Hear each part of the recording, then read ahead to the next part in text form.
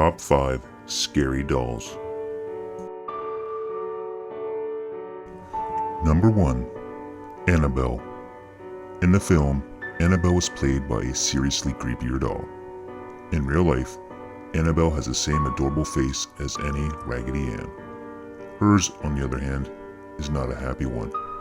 According to the Warrens, Annabelle was given to a young nursing student called Donna by her mother in 1970.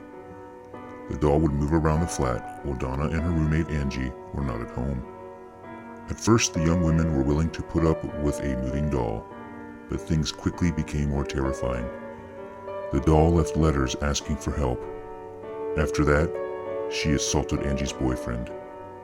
After noticing blood on the doll's garments, the young women sought the advice of a psychic.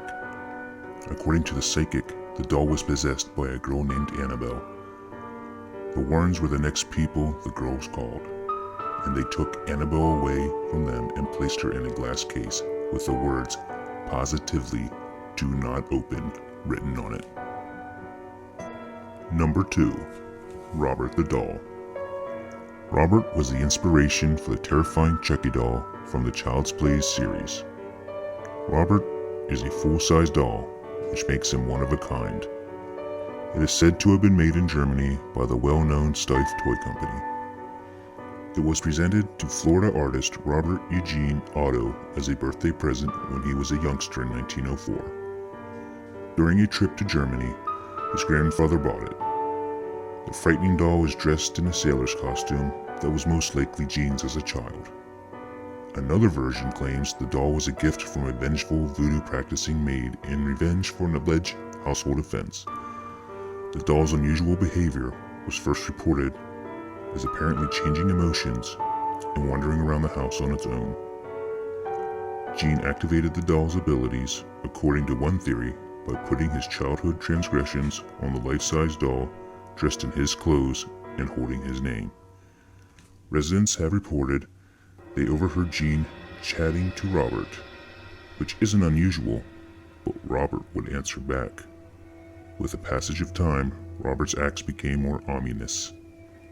The doll has been blamed for a number of disasters, including financial ruin, broken bones, and car accidents.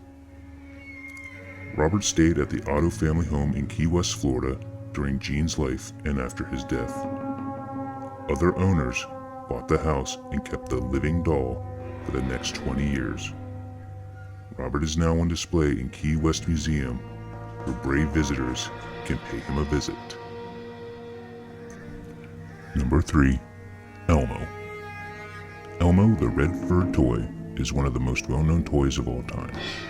Talking Elmo dolls have been a must-have holiday gift since the first one was released in 1996. Elmos used to giggle when they were tickled.